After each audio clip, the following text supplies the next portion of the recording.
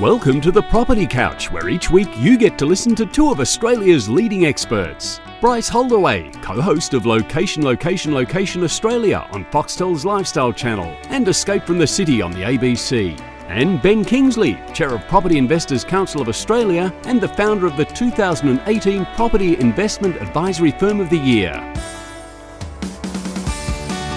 All right, folks, you're on the Property Couch, where each week Ben and I bring you the insider's guide to property, finance and money management. And hello, Ben, welcome to you on this very, very important day in the Australian calendar. Yeah, for me, it's the most important day in the Australian calendar when we talk about how fortunate we are for the sacrifices that our forefathers and all the people who went to war for us, and all the wives and family members and the people that paid the ultimate sacrifice. So yeah, we live in the greatest country on earth. And we do, and we are the beneficiaries of some of the unbelievable. We won the lottery to bravery. be born in this country or to migrate to this country. Mm-hmm. So this is where we get to pay homage to all of those amazing people who went to fight for what was effectively freedom and the ability to live the way we want to live. I don't know if I told you guys, ever told you guys this story, but one of my top 3 holidays I've ever been on was to Turkey. Yep. And Andrew and I were there, and we went to Anzac Cove on Anzac Day. So, but the thing is that my wife's such a wonderful organiser that I get to be the beneficiary of sitting in that slipstream of that organisation, right? Yeah. So I get to Turkey, and then so I said to her, "Where are we going?" No, I didn't say that. I said, "Where are we staying?" She goes, "Oh, we're close to the site. We'll get up for the morning. We'll be there for the dawn service." So we get there. I get in the bus. I'm just naively unaware of what I'm about to go into. But when you hear the story, I'm thankful that I did. But at the time, I didn't know. So I get there, and so we get out. There's a bus full of Aussies and New Zealanders, and we'd had I was 30 at the time, so we'd had an amazing 2 days prior. But then with full respect, honour everything that's going on. So we get to the site, we have dinner, and then we walk around. And I said, "So where are we staying?" And Andrew just goes, "What do you mean?" I said, "Well, where's our hotel?" She says, "There's no hotel. We are actually staying at the site." Right, so at Anzac Cove, it's sleeping on at the grandstands. Yeah. So long story short, we slept, Ivis, on the grandstands on the site overnight. It was the most uncomfortable night's sleep. And what it did, Ben, is it dialed up the experience, particularly in hindsight. I was uncomfortable, I was cold, I was in the elements, and yet it was nothing, absolutely nothing compared to what we were there to honour, right? Yeah. So you go through this dawn service. They had Andrew Denton, who was the MC. It was a very moving service. And then you head up the hill, and then you obviously go to the Turkish shrine, the New Zealand shrine, the Australian shrine. And everything that you brought, you're carrying up this hill. You're tired, you're a bit restless. Again, and then there's a service up there. So I count it as one of the best things I've ever done. Yep, and I didn't know what I was about to go into. But the fact that I endured the way we did, and it was so incredibly uncomfortable, but just the juxtaposition of what are you even thinking, Bryce? Those guys would have loved to have had the discomfort that you were experiencing. So the mud, the lice, it was amazing. So it dialed up the respect more than I possibly could have done from a book or from a TV. Yeah, no, great story. Thanks for sharing. So today obviously is Anzac Day. It's a big day on the Australian calendar. It's a big day on the sporting scene too, Ben. Your beloved Pies will be playing today as well. We will, so yes. I'm sure you'll I went to the very first Anzac Day clash between the Pies and the Dons. Mm-hmm. Rocker kicked 6. I had it on a string. We had a chance to win it in that last sort of 15 seconds. Bucks got the ball, broke through the centre, was about 55 out. I thought he's just got to have a tilt at it. And he, I think Rocker kicked 7 at that stage, or could have even been 9. It's a big number, right? It was a big day for him.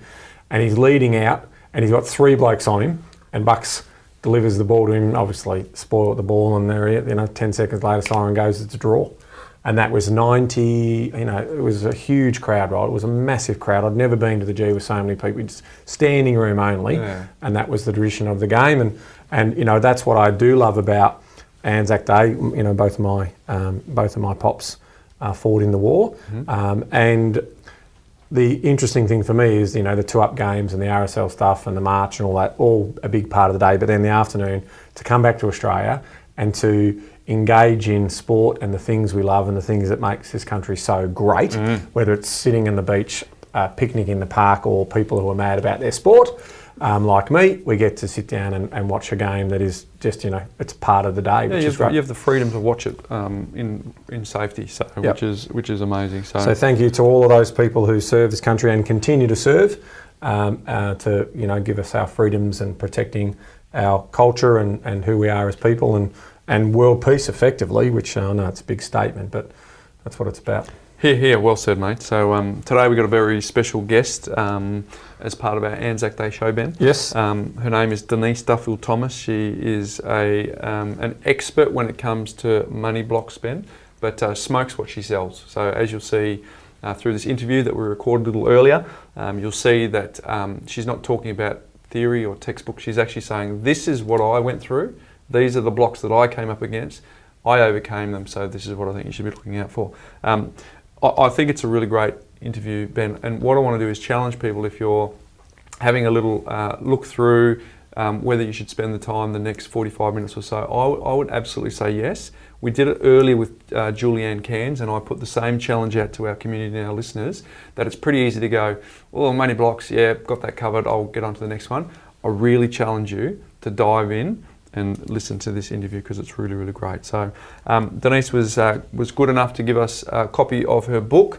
So we're going to go on Facebook and we're going to give people the chance. So what we want to know is once you've heard this, actually you don't have to hear it, Ben, but to participate, but we'd love you to. What is your number one money block that you need to overcome? Shout it out on Facebook, and we'll choose from it to see who we can give some books away. And Ben, just a little sneaky insight to just between you and me. Yep. What we tend to do on these little Facebook competitions is, generally speaking, we usually give away a lot of books. So anyone. So you're saying her book for the winner, and then our book for and then there's quite a lot of consolation prizes for people. So it's well worth having a go, but it's just between you and me. Okay. Shh. So don't tell anyone. Secrets with me, bro. But if you go to Facebook and participate, there might be an opportunity for you to get a book.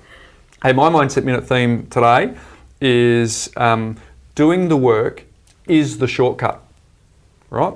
So I'll let that land. That's going to come up in this interview, but where it's come up for me is for those people who have been engaged in our podcast for a while, I've got a personal development coach. His name's Jamin. We've had him on the podcast. And part of the process going through with him is trying to find out what it takes to break down some of the beliefs and things that are going through your mind. But Andrew and I found ourselves going, well, just tell us what the path is and then we can get there. And his feedback, is actually by doing the work, that actually is the path to getting there. Because if I told you what the answer was, that's the shortcut, but it's actually not going to give you what you're looking for. So doing the work is the shortcut. It'll make more sense when we're in context within today's episode, but it's all about digging in, Ben, whether it's property, whether it's mindset, whether it's anything that you put to mind to, you've actually got to do the work, and you'll get the results. Own your stuff. Own your stuff. I like it. Hey, let's cut to our interview with Denise Duffield-Thomas. All right, so Ben, we've got a very special guest today. We've got Denise Duffield-Thomas. Yes. Denise is the money mindset mentor. And she has her niche is for women, but in chatting to her before we hit record, she also said that there's a few blokes that are making sure they're peering in on what she's doing. But Denise, welcome to the Property Couch.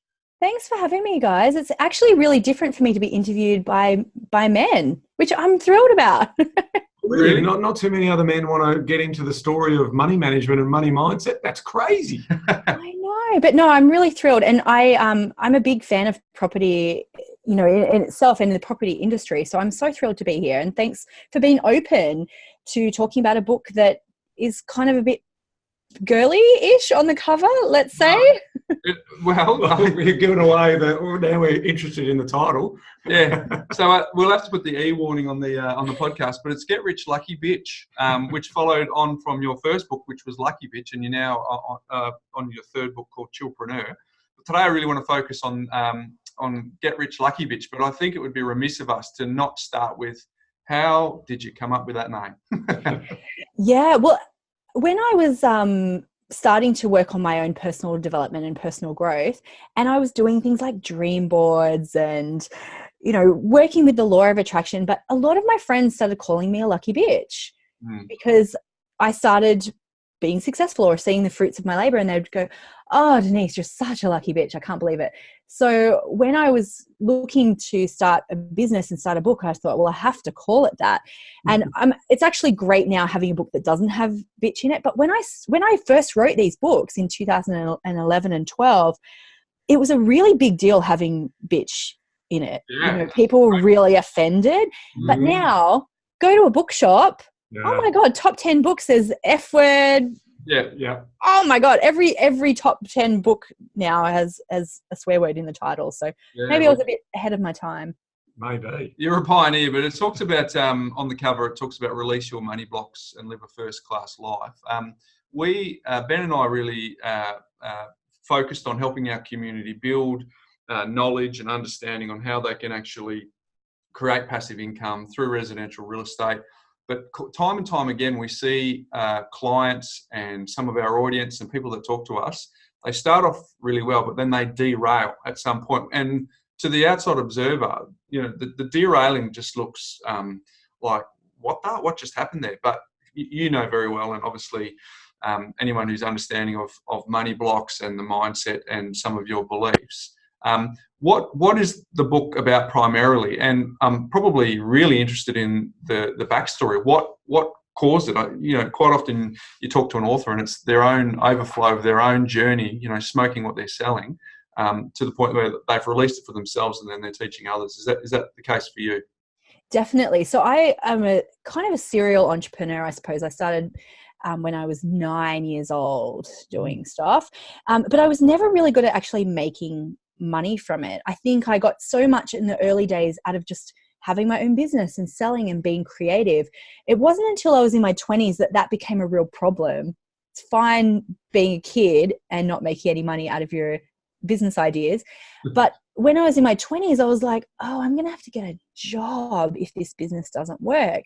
So I realized in myself that it wasn't about hard work. It wasn't about intelligence. There was something there in my mindset that was stopping me from making money. And I was a bit of a personal development junkie. So I went to Tony Robbins and I hired a coach and I read heaps of books.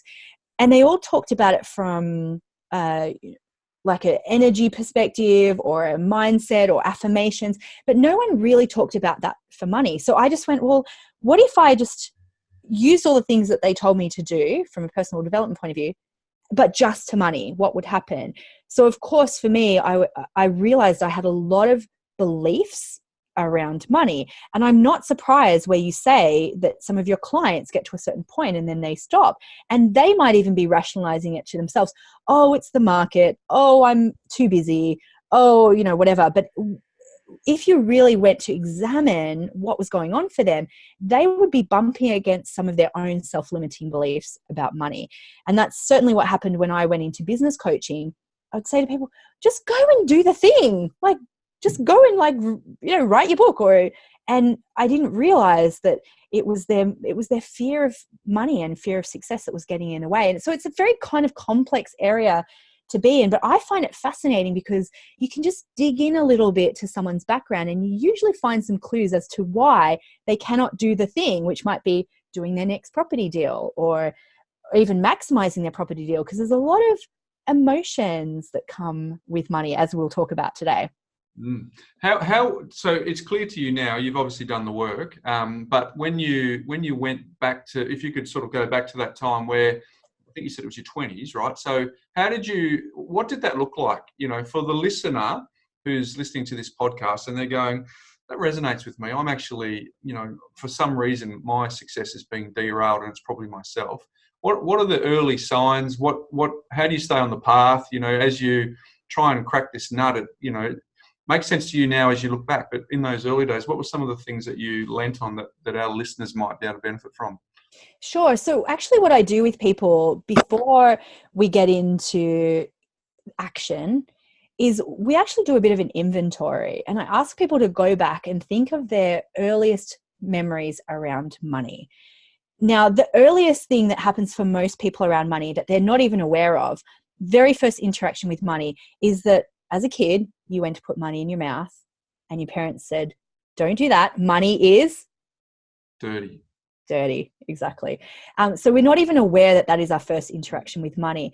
And then it depends on how we grew up. So I have asked people, how did you grow up? Were you working class, middle class? Were you wealthy? What I find is that everyone from all levels of society have had negative lessons around money. So you might have been told, well, money doesn't grow on trees. You don't get something for nothing. You get what you get and you don't get upset. Everyone's got their own kind of unofficial family motto around money. Mine was, and I didn't realize how much this impacted me until later, it's nice to be important, but it's important to be nice. Right. So when I started my business, I was like, well, I can't ask people for money. That's not nice. I wasn't aware of this on a conscious level. So that's one of the first things to do, is to really go back and think, what did I learn about money growing up that's impacting me now? And I'll tell you the thing that's probably the most common. And it's this feeling that you have to work really hard to make money.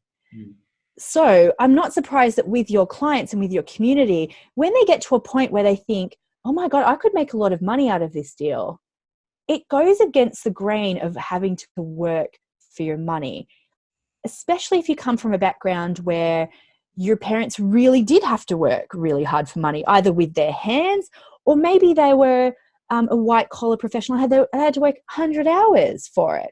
So even though it feels really good and you get so excited about something like property, if it feels too good and it suddenly feels a bit too easy, it's not uncommon for people to sabotage that, because it just goes against the grain of what's possible. And you really have to unpack that before you give yourself permission for it to be easy and fun and profitable. It's, I agree with you, Denise, in terms of, the lessons you have in your youth is exactly what you said. It can be dirty. It's also finite, right? In terms of most households grow up and there's not infinite money. We don't have enough to do everything we want to do. So we make choices and trade-offs, but they're all in our minds negative at the time, aren't they? It's like, oh, why can't I have that? We don't have any money. Why can't I have that? Because we don't have enough money. So we get a sense that from a mindset point of view that in some cases it's unattainable unless, as you exactly say, you've got to work hard for it. So I'm really keen to sort of understand, when you've done this deep dive for yourself around money and what personally motivates you. Like, there's something about entrepreneurs and there's something about people like yourself who start at 9 years old. I remember when I was about 7, there used to be, we had a tree out the front of our house, and these little seeds would fall off and spin down. I went and put them into envelopes, and then I knocked on next door neighbours' doors and I asked for 20 cents for seeds to grow trees out the front. I don't know where that came from, right? Mm-hmm. So I'm interested for you in terms of, was there anything like that in those little sort of lemonade stands and all that you were doing? What was the driving force? I mean, what's your parents' backstory with money? Well, I actually came from a background where my parents were really young when they had me. My mum was 18, my dad was 21. They were boyfriend and girlfriend, they had me, they split up. And so my mum was a single mum. She, we lived in housing commission. She had, I guess she was on welfare, but my mum is a very lucky person. Actually, my mum wins things like, I don't know, she'll win on the pokies, or she'll win at bingo, or she always hopes that one day she'll win the lottery. But so my driving factor was independence. Yeah. That was big for me. And I think it's big for a lot of women, feeling like I have to earn my own money and I have to be independent. And to be honest, I have to be independent from a man, because I saw situations like that in my family where, the women didn't have education, they didn't earn their own money. And so they were stuck in marriages that they didn't like, or relationships. So that was always my driving factor. But I remember very clearly, so I had 2 businesses when I was 9. Yeah. The first one, my mum noticed that I loved typewriters. And I remember being at someone's house once and they had an electric typewriter. And I was like, this is amazing. This feels so fancy. I was thinking, when I'm a grown up, I'm going to wear a suit and work in an office. And so my mum bought me an electric typewriter for when I was 9 for like my birthday or Christmas that year. And I went, oh my God, I can make money out of this. So I told everyone at school that I was Kylie Minogue's cousin, and I could get them a fan letter from Kylie Minogue for $5. Nice. Oh, Right. wow. Okay. Yeah. Yeah. That wasn't very, not in integrity, let's say. And I'm pretty sure a teacher got wind of it, and that kind of went. So I was like, okay, I'm going to make bracelets. So I had a neighbor who, I think they made wetsuits or something. I don't know how they had all this wetsuit remnants in their garage. They would sell me a bag of wetsuit remnants, like fluorescent, because it was the 80s, fluorescent material, and I would make a bracelet out of it, and I would ride around town on the Central Coast where I grew up, around the Housing Commission estates, and I would randomly go up to kids and say, would you like to buy my bracelet? And I remember telling my teacher this at school for show and tell, and he said, oh, so how much do you pay for the material? And I said, $2. And he goes, and what do you sell it for? And I said, $2. And he was like, well, that's dumb. You're not making any money. And instead of going, oh yeah, I could do that, it actually really shamed me around money. It wasn't his intention, but I remember thinking, I'm not good at money. I'm not good at numbers. I'm not smart enough to do this. And that was at like 9 years old that I decided that I wasn't good at money. Mm-hmm. So what did that look like then? Because you talked about your 20s. So from 9 through your teenage years, the money just slipped through. I'm guessing. Was that the backstory? Well, I was on a cycle for about 8 years where I would have a corporate job because I thought, oh, my friends are in consulting. All right, I'll go into consulting. Or I went and worked for PricewaterhouseCoopers for a while, and so not me, as you can imagine. And I would last in a job for about 6 to 12 months. At the 6-month mark, I was like, oh, I've hacked this. I've worked out how I can do my work in 2 hours. And I can't do this. I want to start my own business. So I would quit my job, go into a random business because I had no idea what I wanted to do until I ran out of money, and then I'd have to go back into the corporate world. Yeah. So some of my early businesses, I remember, I was kind of 22, 23. I was doing internet dating. Internet dating was just kind of still new. And I thought, wow, men suck at this. I need to write them a book. So I wrote a book about how to do internet dating for men. Yeah. And, it didn't really... Did you get any better? No, because they don't want to read it. They didn't want to read it. Oh, no, we know everything about, women. And I don't want to do the work. Oh, yeah. Exactly. And then blogging was starting to become popular. So I was like, oh, I'll have a blog. What can I blog about? I loved going to the movies. So I thought, I'll do movie reviews. Yeah. And then I was like, And then I really got into raw food and, juicing. So I was like, I'll do a juicing blog.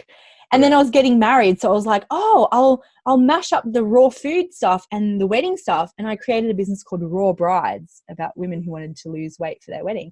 Oh. And Raw Brides is the worst business name because people go, Rob Rides? What's Rob Rides? I'm like, no, it's Raw Brides. Yeah, it was a dumb business. At least you're not going to die wondering. Yeah, exactly. I had one person on that program, but it taught me so much. All of those failed business ideas taught me so much about myself. What I actually really wanted to do, and if you go back and interview people who I knew as a kid, they would say, oh, she just wanted to be Oprah. That's it. Yeah. But I was like, that's not a job. You can't motivate people for a living. That's not a thing. Yeah. There's only one Oprah. Yeah, because it's interesting you say that, because that's probably the biggest challenge I've had with the money story is I've had a series of businesses since I was back in 1998, but I'd always created a scenario where I was still in a job. Even though I was running my own business, I was just a self-employed person. And because I saw my own father work, he'd leave before I was gone. He'd pretty much get home at the end of the day and he was really tired. And then he'd work Saturdays as well. So for me, the connection to you should only earn if you work hard was really, really strong. And then obviously as you develop over time and you mature in your business and, at some point you get a dividend, that was a real challenge for me at first, because it's like, hang on a second, like I can't actually connect like trading time for money for that particular result. So, for me, we've had Julianne Cairns, who I know you know as well.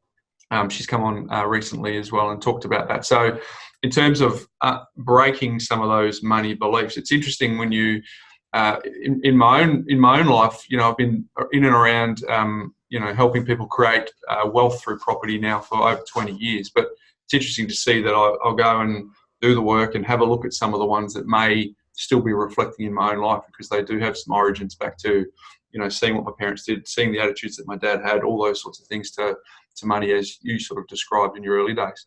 Well, something about that is, in some cultures, your parents expect you to earn more than them, and that's what they sacrifice for. And in other cultures, it can actually feel a little bit shameful earning more money than your parents. And I wouldn't be surprised if that comes up for a lot of people in Australia, because it almost feels a little bit disrespectful. And I would love for you guys to speak to it from a male point of view, but I know from a female point of view, that can feel emasculating to think, oh my God, am I really going to earn more than my dad, who really slogged his guts out, to provide for us? I'd love to hear from a male point of view. Do you feel like it's okay to earn more than your dad, or does that feel weird?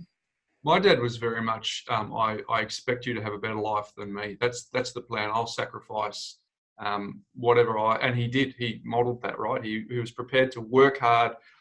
They were prepared to forego, so I had an opportunity to, they sent me over to Japan in the summer of 1991, and they weren't huge income earners, and they were wanting to pay off their mortgage, but that was something he was prepared to sacrifice. But the part of that was, we did not talk about money at all. Like, I'm very lucky that never for one moment in my life did I ever feel that there was never going to be a roof over my head, and there was never going to be a bill that wasn't paid, because it was crickets. Nothing. We didn't talk about it. It was never said. So I never saw any signs of any cracks, but it could have been the greatest illusion, of my childhood. It proved that it wasn't, because my dad was fiscally very responsible, but we just never talked about it. Mm. Yeah, my dad, Mum, they retired at 55 to their dream house, on the Murray River. So I watched my dad work 37 years, 3 jobs, so a full-time job at Ansett, and then 2 weekend jobs or evening jobs. So Dad would clean factories on the way to work his full job as an engineer at Ansett, and then come home and do some cleaning work at factories, and then on the weekends clean schools and new fit outs in shopping centres. So he was a workaholic, and I've definitely got a bit of that from Dad. Really? But I, so I had that alignment with work hard, get results. But the other thing I've also learned for me is that if you can add value to other people, I have no problems in being rewarded for that. So in our case, our business, hopefully through to the end of this year, we'll have created $100 million worth of value gain in the properties that we've bought for our clients. Now, so from that point of view, that makes me feel very comfortable that, in terms of the advice fees that we're charging, that we're making an impact. And then the crusade stuff, which is what I call the podcast, where we're teaching people how to organise and manage their money to trap more surplus, to then go and make more money for them, is part of that paying it forward, right? If you can, we've got a really simple philosophy of A, B, C, D. That's it, and if you've listened to the podcast, you know what that means. But that's the story for me. And it is about these sort of anchors or mooring lines or things like that we learn as children that, and in my household, money was always debated. So my dad was definitely a saver, and Mum was a spender. And so, I just always said to myself, I didn't want to be in a household where money controlled us. I wanted to be in a household where you control money. And that to me is the nirvana. If you can understand that money is just a commodity, and you can be smart about how you work for that, and you can work hard for it too, right? There's different ways in working hard. I mean, some of the work you do in terms of cracking a code or writing an algorithm is hard work. But once you've cracked that code or that algorithm, you may get paid for that forever. Mm. You know what I mean? So there's things like that where people like the guy who created Twisties, he there's a big story behind that, but just as an example, he gets an annuity from that company every year for all the twisties that are sold. I understand, the person who made Tic Tacs, the person, all of these things. Why didn't you make something new with chocolate coated almonds or something? You used to get a roll. I'm certainly keeping some companies in profits and their dark chocolate and almond business. That's for sure. I think you brought up a really interesting thing, that we're really impacted by how we grew up around money, for sure. But I think we deal with it in very different ways. So some people feel guilty about, earning easy money. Some people have seen, how they were impacted, and so they want to give their kids an easy life. I think it's really just fascinating just to understand where you've come from in your money story and what behaviors you're doing as a result of that. And I talked about this work hard thing. I think that's doubly so in America, where, there's such a work hard hustle culture in America. Ours is a little bit different because I think in Australia, we've got an extra layer of money block around mateship and equality. And that can feel a bit weird sometimes if you think, well, I can make money easily, but it's not fair that everyone can't, or, not everyone has the drive to do it. So that can hold people back as well. And I also see in Australia a lot of not wanting to spoil our kids. And so that can be an excuse for people thinking, well, it's okay for me to make money, but I don't want to make too much money because then my kids won't have either the survival skills that I've had to develop, the hard work mentality, or they'll be spoiled. And that seems to be very much an Australian thing that comes up too. There's a lot of studies that are being done around generational wealth and how the first generation make it. Usually the second generation build on it. And in a lot of cases, and I'm not saying in all cases, but in a lot of cases, the third generation lose it. Yeah. And that's because the connection between the want and the need and the desire, that third generation has grown up with unlimited money, no real sense of understanding, and the secret or the cleverness of the original family member who created it is a bit lost, right?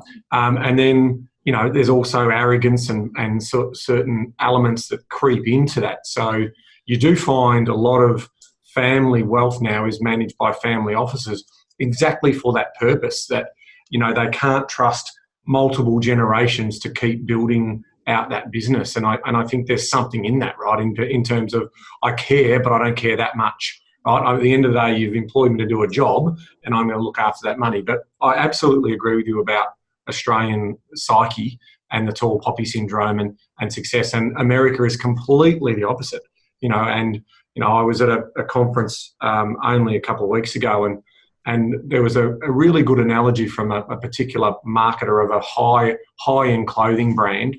And she said, in Australia, there's only one aspirational high-end brand in our top 10 brands in Australia. In America, it's completely the opposite. And that one brand in Australia was Qantas, right? But everything else was all about price sensitive, Bunnings and Aldi and all of these trusted brands. And I think that says a lot about who we are. And I don't mind that, right? I mean, I'm big on everyone has a fair go, but I'm also of a belief that you've got to have a go. I don't want to live in a society where you're expected that the government's there to provide you everything. If you can build a society that everyone says, well, yeah, there's enough for all of us. I believe in abundance, but what I don't believe in is people sitting back going, well, I'm a victim. It's in the government's fault. It's the government's fault that I can't read or write or educate. I just don't. Yeah, I think there's got to be an element of accountability and responsibility. Absolutely, and I think it's great to talk about money more. And I think that's why I love that you guys are putting this on your show, because I tell people how much I earn. I'm okay to tell people how much I earn. I'm okay to tell people how much tax I paid. And I can tell you guys now, I made $2.8 million last year with just a very small team, working part-time. I pay probably $500,000 in tax. I love paying tax. I grew up in the system. I grew up getting welfare and Oz Study and, even HEX. And I just love the fact that I've been able to give back to my country and to know that, there are some people who don't have the ability to have a business and to earn their own money. And let's just make it a normal conversation to talk about money. It doesn't make you better than anyone else, by the way. It doesn't make, it's not better or worse. It's just money is money. And it doesn't create happiness. Like, no, it doesn't. I mean, we just saw a study come out in the NBA around all of the NBA players, right? And, these guys are paid 30, 40, 50, hundreds of millions of dollars a season. And the percentage of people who are happy is lower than the percentage of people who are unhappy. So they're in a fishbowl. Yeah, they're in a fishbowl. They've got social media. They're in a cocoon. They've got to play 3 games a week. It's hard work for them, right? And so money is not a means to happiness. And I think that's really important to understand. What it is it's for choice and opportunity and to buy you time, to keep making more and more of it. You're moving past a happiness level and you're moving into a power level or some other, Or philanthropy. A lot of people then, they go, okay, it's not about money for money's sake anymore. It's money for philanthropy or legacy or something. But something that I say to people is money itself doesn't cure money blocks. And we love to see rich people, in a way, lose money. But it's the same thing that you see, when I lived in housing commission. It's just different amounts. The behaviours are the same. It's just different amounts, so it's more visible. But money itself won't cure your money blocks. That's why you've got to do it from inside out. And then you won't sabotage it. You won't spend it, or you won't resist the things to grow it. And that's just all self-awareness is the big thing. And I talk about tools in my book and stuff of things that you can do. But I even just think that self-awareness piece of just even knowing that that's a thing. It's like, oh, I'm not stupid, or I'm not lazy. Oh, I'm not doing this because I fear money, or I fear what's going to happen to me with more success and wealth. You're trying to protect yourself, and if you, interestingly, some of these beliefs are protecting you based on old thought processes. But if you're doing it 2 or 3 times, you're seeing a pattern. That's usually a very good sign that there's something there to be cleared. Hey, quick one. You talked about kids before. You were kind enough to disclose numbers for your own personal income. How have you reconciled that for your own kids? I know you're a mother of 3. What will that look like for you in terms of making sure that they value money, given that part of your backstory, and I'm making assumptions here, so correct me if I'm wrong, but part of your backstory is that you did come from adversity and that you did push through, and that teacher did say to you, you're dumb, and that you did press through that and work through it to the point where you now can get to where you are. And as Ben said before about the generations, how do you go from your extreme to the extreme of generations who are just used to it and pass it through from your... I'm very aware of that. And I actually heard it on the TV show Billions. Yep. They talked about that generation thing, and they called it shirt sleeves to shirt sleeves in 3 generations. And, and so for me, that could be, welfare to welfare in 3 generations is something that I'm mindful of.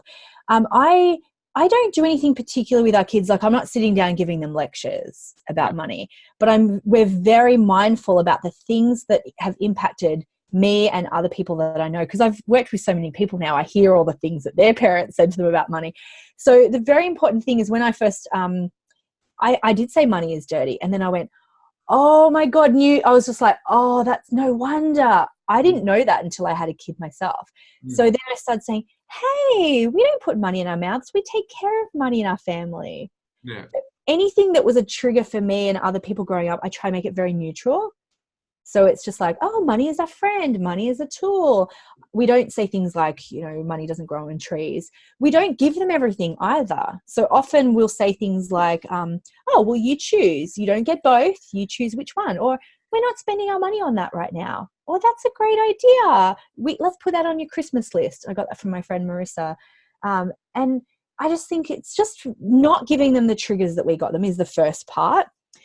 Then I realized, though, Willow was talking about kids with braces. Yeah. And she was like, oh, that kid's got braces. And then she goes, only rich people have braces. And I looked at her and I was like, Willow, we are rich. And I thought, oh, there's so much there. Like, not only what happens in our house, but what she hears from other people will impact her stories around money. So we are just going to wing it. She only started school this year.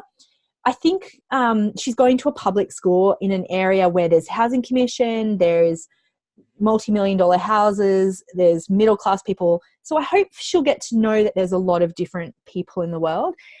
We're building a really amazing house in that area, which will be in a very visible spot of town. And there might be some stuff around that too, you know, of like other kids might know that she's a rich kid. So I think what I'm going to try and teach them is money doesn't make you a good person. It doesn't make you a bad person. It's just money. Because, you know, some families have things, teach their kids like, oh, rich people are evil and rich people are rip people off. And some families teach their kids that, well, we're better than other people because we have money. I'm just going to try and make it a very neutral thing as much as possible and instill in her too that money can help people. We can use our money to help people. Philanthropy is a big part of our business and it will continue to be in the future. And I want them to see that. And I actually think if it was a family business that they were going to run, I would love to create an ongoing trust that our kids can be involved in. You know, they can be involved in giving money away. Like some of the big families in America, like the Rockefellers, some of those kids now, they're not rich, but they're involved in the philanthropy part of that legacy. So that's me kind of looking forward. But I think for anyone listening, just be mindful about what you say to your kids about money and then just find a more neutral way to say it. There's realities about money for sure, but just don't give them the money block around money's dirty and you have to work really hard and money doesn't grow on trees. Because, hey, lots of abundance grows on trees. We just bought a rose farm. Yeah. You know, like there's abundance there in the trees. Beautiful segue, because I wanted to ask, because you mentioned the house that you're building and now the rose farm. So what is your property backstory and how does that form part of where you want to store some of that income that you're earning? When I saw that question, because you guys sent me that ahead of time, I was like, holy shit. Because my first property that I bought was when I was living in the UK, pre-financial crisis. I got a 104% mortgage on a 2-bedroom leasehold property. So it wasn't a good investment in lots of ways. It was just before everything burst. It was with Northern Rock, who did not survive the financial crisis. Luckily, we did make a profit on that a couple of years later. And then we've made a ton of property mistakes. So I'm going to be really honest about this, guys. One of the reasons is that we've realized that both of our money personalities can be very impulsive. Yeah. So neither Mark and I have the ability and patience to sit and do the numbers around properties. So we have bought new build investments that didn't go up in value because we just didn't do enough research. We bought properties that we thought, oh, we'll renovate them, didn't end up being the right properties. So actually what we do now is we have property mentors. Great. I'm sure you guys advocate this a lot, because otherwise we're impulsive and we've bought things that haven't been good investments because we just haven't sat down and done the numbers. So we check ourselves before we wreck ourselves now, and we talk to our property investors and they sit and they do the numbers for us. Yeah. Another mistake I made when it was coming to my dream house, and housing is very emotional for me growing up in housing commission. I've compromised, and I thought, because of the guilt, you know, I really wanted to live near the beach. That's what I wanted to live near. And when you were saying before about, you know, your dad buying your dream house at like 55. So I'm 39 and I'm building an amazing house in an area where people have had to save their whole life, right? And that brought up stuff for me. So that's where I wanted to live, but I was saying to myself, but that's where people buy their house when they're 55, because that's a lot of our neighbors around that age. So I compromised and thought, no, I'll go live in the suburbs first and I'll live there for 10, 15 years and then I'll live here. Yep. So I bought that house and I realized I made a mistake. We held that house for 6 weeks because we were walking along the beach and I felt sick about it. And I was sitting there and I said, Mark, I'm really sorry. I know we just bought that house, but that's the wrong we have to stay to our vision and we have to buy a house here. And that's where we're building, you know. So having that dream and that vision for us, it actually increased our business because we had a bigger vision for it. So I've made tons of mistakes around property. Which is good that you're being authentic. I mean, you've clearly mentioned that you've outsourced some of that to a mentor. What advice have they given you for the bigger picture? Because you're obviously starting to hit your straps personally. Is property accumulation part of that picture for you? What does it look like? You know, clearly got your dream home. There's probably some debt that you may or may not have to pay around that. But investment properties and parking some of these passive income profits into a property portfolio, is that part of the picture? It is, but I'm not sure what that looks like for me at the moment yet. It's new money blocks for me again. You know, so this house that I'm sitting in right now, we own it, and we're moving to our dream house. And part of me was like, I just want it off my plate. Let's just sell it. Yeah. And you know, our advisors are always like, well, hang on, you can hold on to that as an asset. And I realized in myself, I was like, I'm at a discomfort level of debt, you know, and it's fine. We can access it and all that stuff. But some of me is like, I'm a girl from the Central Coast. You know, who am I to have all of these properties? So I have to work on my money stuff around it. So we are actually going to keep this property. And I think now I need to do some work on myself to give myself permission to have property portfolios. And I can see that being a really big part of my mindset work, you know, because I can earn money now, no problem. It's easy for me to earn money, but I've hit a new level. Yeah. And I have to examine that. What does that mean to own multiple properties? What are my stories around it? What am I making that mean? So I know I need to do that and then it'll be easy. Can you give the very quick version of what the life hack would be for our listeners? So you're hitting these blocks. What does it look like? Having an awareness, breaking the belief and rebuilding it. Is it journaling? Is it talking to people? What does the breaking and rebuilding look like for you? Actually, it's all of those things. So one of the things that I love to do is to talk with a girlfriend who is in a similar space to me and say, I'm feeling this feeling, you know, and when you've got good mates who do that, they can say, maybe it's a money block, you know, and then we can discuss it. My husband is in this world now too, this world of personal development. We talk about it together. I always go back to what is the story for me? What happened in my life, or what did I hear about? So sometimes we have a story that's not even ours. It's like, oh, my Uncle Bob once bought a house and then he went bankrupt, and that's part of our family law, you know, that we do not do that. So it's the vast majority of people, isn't it? I mean, ultimately, it's not possible. It's just not possible. Property prices are going to keep going down. It's not possible. We're going to wait to the bottom. Yeah. It's not possible. Like, that's the story they're telling themselves. Or your family might have gone through a recession or, the GFC. And so those things you've got to examine.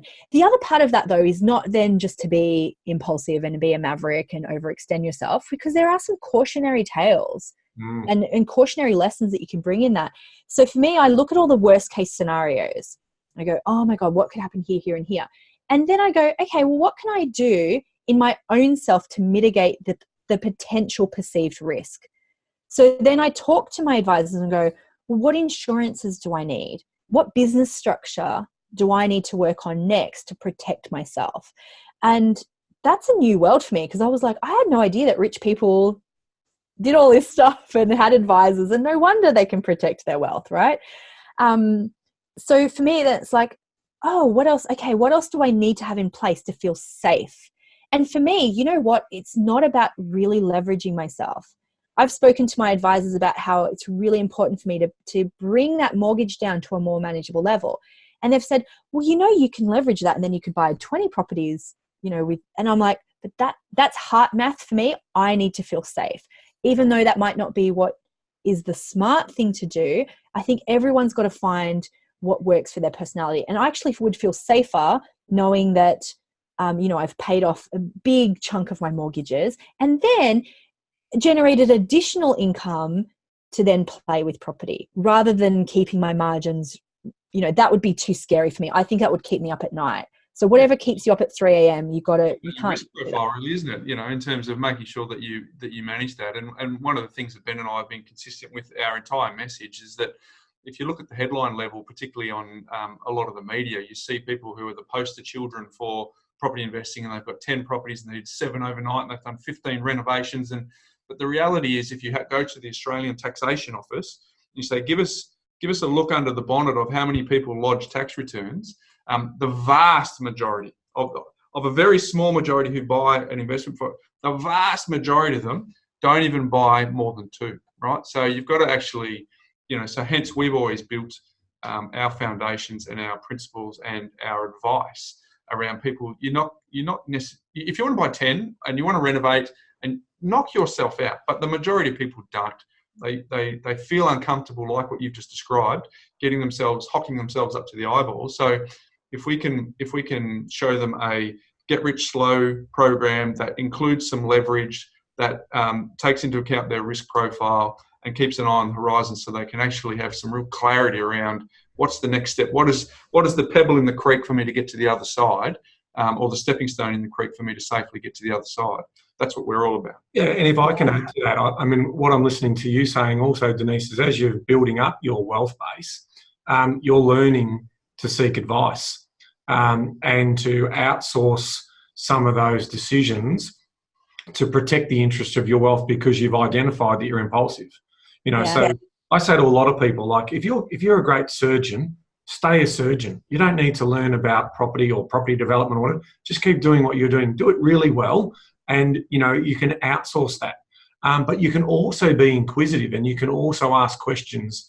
Kobe Bryant was here in Australia, a month or so ago, and the people that I didn't get to go and see him, unfortunately, but the people that I spoke to who did go and see him was like, he did certain things in his life around time management, and he could afford to fly via helicopter to training and a few other things. NBA basketball, for those who don't know who. Sorry, Kobe Bryant. Kobe Bryant is one of the, 5 rings. Yeah, 5 rings. So he did certain things right. Now, what was interesting now is he's big in business, and he's interested in, playing a bigger game in terms of how he's providing for his family. And the inquisitive nature, ask questions. So, and get great advice was one of his biggest messages, is like, find the best people in that industry and talk to them. And I mean, when you're Kobe, you can, right? You can, but they don't. So many of people in his industry do not, and that's why they lose all their money. They've got a short window and they spend it all. And, I live in Newcastle, and our local example is Nathan Tinkler. He made a ton of money. He bought properties all over town. He bought a Lamborghini, he bought a helicopter, he bought a private jet. And he didn't acclimatize to being a rich person. You acclimatize by maybe you travel first class for a little bit, and then maybe you rent someone else's private jet, and maybe, you don't buy all the things. And I'm very mindful of that, because actually Mark worked for the Jets here in town, and I'm grateful to his example in a way, because every time I think, oh no, acclimatize to being a rich person. Don't be an overnight success who blows it all. Don't be, this new money person who doesn't know how to hold on to it. And part of that with having the advisors is building those protections in place and being okay asking dumb questions. I really thought they would judge me going into those situations and think, oh God, you have no idea what you're doing. And actually my accountant, he goes, you guys always do what I tell you to do. He goes, I see people who, make more money than you guys, and they're hopeless with their money. And I see people who earn less than you guys who have more assets because they're, and I just find this fascinating, because, this whole world of money, we all react in so many different ways, and there's so many different scenarios about how people's money personalities can play out. So I love talking to people and finding out about their money stuff. It makes me really nosy sometimes, but it's just money. And the more that we can have these conversations, the better all of us will be. Yeah, agreed. Now, you are the money mindset mentor for women, because we could talk for hours, right? But oh my God, this has been so much fun. For the benefit of our listeners, what are the top takeaways from your experience that they can apply? Because we'll put your details in our show notes, so if they want to reach out to you and say good day, they can. But what would be your takeaways to give people sort of momentum into clearing money blocks, if they're listening to this and going, oh, that's me. There's a few ahas going on here. I can relate to all of that. So one thing you can do is get a piece of paper, write down every single thing you remember about money. Things that your parents said about money, things that are part of the family legend around money, any mottos that you had, anything that your parents used to say, and then go through some really significant times. So Christmas, memories around Christmas brings up a lot of money blocks for people. Birthdays, any time at school, any arguments that you remember your parents have around money. So some people do this exercise and they come up with 20 pages worth of stuff. And that's even before you even go to school. And then you think of all the school stuff, and then you think of work stuff and relationships you've had, arguments you've had around money, even dumb things that you've bought, like anything that you regret and you think, oh, any mistakes that you've personally ran around money, anything that people have done to you around money, times you've been ripped off and all that kind of stuff. Write those all down. Get a highlighter and just highlight some commonalities around that, because that's going to be really clues to how you show up with money today. And then if you can, if you've got a spouse who is open to that, have those conversations, get them to do it as well, and have those conversations like, did you get pocket money as a kid? And you'll start to see all the problems that you have as a couple together with money, or the problems that you have with your work or your business. You'll go, that's why. No wonder. It's not the market. It's not me. It's all of these experiences. And honestly, that's 80% of it is just the awareness piece and giving yourself permission to do something different. And then, you can have pattern interrupters, I call them. So anytime, I love wearing an elastic on my wrist. It's a bit different for men because women always have these. Have you noticed? Elastic on their wrist? We always have spare ones. At the start of my journey, if I remembered a thought that I had about money, or I started saying it out loud of money doesn't, I'd go, nope. And I would actually do that. I don't need to do that anymore, but I would have a pattern interrupter. Because for our listeners, you were flicking the band against your wrist, yes. I am. Yeah. I would do that to stop myself, but now sometimes I'll click, I'll go, nope. Yeah. You stop the thought, you stop the words. What you'll notice when that happens is you'll notice other people in your life, and you'll start to go, oh my God, my mum, the way she talks about money. Oh my God, my boss, my partner. And you'll want to try and fix everyone else. And what you really do need to do is just change your own behavior around it. And the third thing, so awareness, awareness in the moment. Yep. The third thing is to come up with a new thought or a new belief. And I love using affirmations for this. So a really good example of one that's very snappy and easy is when people are feeling guilty about making money, helping people, or making money doing their business. So my pattern interrupter for that is I serve, I deserve. Mm-hmm. I serve, I deserve. It could be one that's like a family motto that you come up with together. So when Mark and I were first together and we'd fight about money, we'd have a pattern interrupter to each other, and it was learn and grow, learn and grow, learn and grow. It could just be a little affirmation that you say in your head that's just, like it could be a goal. So mine at the moment is freedom by 45. Mm-hmm. It could be retire by 30. It could be millionaire by whatever. It's just something that replaces that negative thought and that negative spiral. I'm a big fan of affirmations, but just anything, it could even be a word. It could be one word that you just go, nope, that's it. And it gets you back on track. If you just do those three things, the first one, you only really do it once. The second one is kind of ongoing. And the third one can just be your mantra or motto going forward that will just get you straight back on track. It's terrific advice. I think it's really good takeaways that our listeners can apply. And I think that people can really find inspiration from the fact that you've come from very humble beginnings. You've been very generous in disclosing a lot of the stories and a lot of the numbers around what you've done, and you've now written 3 books, and we've talked about the one around money mindset. I know that you're really passionate about helping women create a life that they really desire. So, as I said, we'll put those books in the show notes so that people can reach out to you. We've really enjoyed the conversation with you today. I think our audience will really benefit from that. And congratulations on all you're doing, and thanks for sharing everything you have around money blocks. Yeah, thanks, Denise. And I mean, in terms of one thing I've also learned as a takeaway for me today is it's not about luck. Even though you have luck in your titles, you're not lucky. you're talented, and you're having a go, right? So that's it, The hardest part is starting, right, isn't it? So good on you for doing it. It is. I'd love to share a mantra actually to finish off, which is exactly on that thing. The day you do it is your lucky day.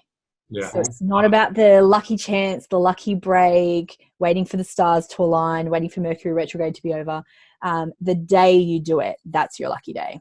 Beautiful. Luck is where opportunity meets preparation. So just do the work, and your opportunity will come. But it's been terrific chatting. Thanks again for Thanks, guys. on the property couch, and we'll look forward to catching up with you someday in the future. Well, Ben, I hope people enjoyed that as much as we enjoyed having the conversation with Denise. I think there was a bit in it for everyone. And for those people particularly who keep on going at this wealth creation thing, and then it's like a game of snakes and ladders. They get up the ladder bend, and then all of a sudden they slide back down the board. Chances are there's money blocks in place that you need to clear. I have one question for people, Bryce. Are you prepared to do the work? Right? Because if you're not prepared to do the work, then you're not going to see change, right? Now, we're trying to help that by the introduction of the Money Smart system. So we're sharing that to the world, right? All of our clients adopt it, saving people thousands and thousands of dollars in surplus money. We've now introduced Money Fit. So our 7 steps in terms of our Money Smarts and organising that: gather, sort, basically calculate, set your banking up, check in every month. All of that is free for everyone to use to get through those money blocks. Because if you don't know what you don't know, how can you change anything? And the people who do know, how much surplus? And I've said this is the challenge that I put out to everyone. Money fit, just how money fit are you? Go and find out. Spend 30 minutes to an hour sorting your money out, getting all the information. If you load it in, it automatically calculates, so we're doing all the hard work for you. You can get insights in terms of where your money sits, organise it into the jars, because money management is not about budgeting, it's about organising your money and running a system. Okay? Ben, but what if I don't want you to know who I am? You don't have to know. You can put a nickname in there. We don't need to know. So, but there's thousands and thousands of people who are using this tool now, Bryce. So if you want to know just how well you're going, then check it out, and then go into your Money Smarts, and then also go across to Money Fit. I also put in the show notes exactly how you can get there. It's free to use, and it's there for you. It's there for the community. Yeah, well said, mate. So, all right. Just a reminder that we've got a giveaway, and there will be an expiry date on that. So 2 weeks. Yeah, a couple of weeks. Couple of weeks. But it'll be on Facebook. You'll see that. I'll make sure that it's very clear. So, beautiful. Check that out. Hey, my life hack today, because we're talking about thinking and mindset, Ben. I don't know if you've ever read the book 6 Hats of Thinking by Edward de Bono. Have you? I have. I know of it. I've read the summary. I haven't read the full book. It wasn't a test, by the way. No, that's all right. But no. Yes, I know. Red hat, black hat, green hat. Oh, keep going. There's yellow, blue. I think that's about it. No, you've missed one. Purple? No, one last chance. Oh, white. Oh, thank you. There we go. I've just helped you out. Oh, I thought it was pretty good. She doesn't help me out when you bloody. Sorry. What do you reckon? I've got no idea. So there we go. So what does it mean? It's whenever you've been into just think for the listeners, if you've ever been in a group discussion, there's always someone in the group who's always got the black hat on, Ben. Yep. Who's always can tell you what's going to go wrong, the difficulties, why it won't work. So the challenge is to think of, in any situation, whether or not you could see wearing different hats. And this has been quite helpful, because the white hat is numbers and stats and analytics. Yep. The black hat is potential problems and issues. People are pretty good at that. Yep. The green hat is the creative brainstorming on the what if, Ben. The yellow hat is the results, the benefits, and the impact. Red hat is, what's your gut say, Ben? How do you think people will feel about this? And then the blue hat, this is the bit that I'm pretty good at, Ben, the blue hat, the planning and the organising. I agree. I'll get that. So there you go, folks. Blue, green, white, red, yellow, black. It gives you an opportunity to go into a group setting, whether it's partners, whether it's husband and wife, life partners, work colleagues, friendship groups. Maybe challenge any discussion that you were having around which of the hats are we wearing at this point in time, Ben? Let everyone get it on the table. Okay, time to change the hat. Love it. It's put a new one on. So there Edward is de Bono, one of the great thought leaders. And the other good one with Edward de Bono was, do you know that they had complaints back in the early days, early 19th century, have I told you this one, about the hotel where, have I told you this one, Ivis, where in the hotels people would complain, they'd push the lift and then they'd be on the 19th floor and then they'd be waiting for the lift and they'd just be getting jack of, it's on the 7th floor, the 9th, 11th by the time it gets up. So the heaps of complaints. So they got Edward de Bono in. They said to Edward, how can we fix this? And he's gone, all right, let me think about it, I'll come back to you. So what does he do, which we all take for granted now in modern hotels around the world?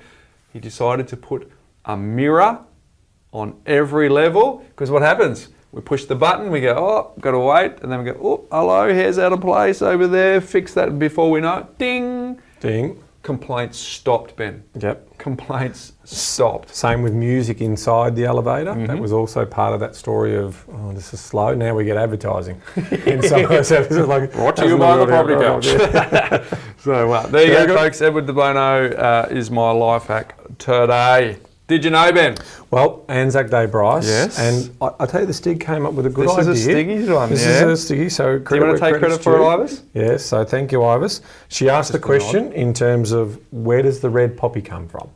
And I think it's a very good question, so I thought we'll get the did you know and we'll tell the story. So the Great War, which was the First World War, occurred in that sort of 1915 to 1919 period. And the story goes that in the spring of 2015, shortly after losing a friend in Cyprus, a Canadian doctor, Lieutenant Colonel John McRae, was inspired by the sight of poppies growing in a battle-scarred fields to write the now famous poem called The Flanders Fields. Okay, and after the First World War, the poppy was adopted as a symbol of remembrance. So the 11th of the 11th is our Remembrance Day, but in Australia, we celebrate Anzac Day with our Kiwi friends, Australian and New Zealand Army Corps, and that's how we also use the poppy to remember our friends on Anzac Day. I like that one. That was a very timely did you know. Well done, Ivis, for picking that one up. So there you go, folks. So hopefully today has been an opportunity for you to reset, obviously think about the significance of the day, but also have a little look inside your own mind, Ben, to see, am I playing the game of snakes and ladders in my finance world where I make 2 steps forward and I go 3 steps back? Chances are you need to clear some of those blocks. So get amongst it, dive deep into this episode and maybe the one we did previously with Julianne Cairns, and start to clear some of those blocks, Ben, so that you can be fruitful and multiply. But until next week. Lest we forget, Bryce, and knowledge is empowering, but only if we act on it. Very well said all around. See you next week, folks. Hey there folks, Bryce Holdaway here. Before you go, if you're new to our community and only listened to maybe a handful of episodes, I thoroughly recommend that you go all the way back to episode number 1, where we unpack all of the foundations when it comes to property investing. Now for those of you that might be a little bit time poor, I've got good news for you. We have a binge guide that you can download straight away, which summarises the first 20 episodes where Ben and I unpack the foundational pillars of the A, B, C, D, and so much more. And you can get that straight away. If you go to thepropertycouch.com.au/TPC20, you can download it and consume it whenever you want. It's completely free and available now. And for those of you, just a quick reminder that nothing we've spoken about today constitutes financial advice. We recommend that you reach out to your licensed professional advisor so that you can look at your unique circumstances before acting on any information. Now don't forget, go to thepropertycouch.com.au/TPC20 and get your binge guide today.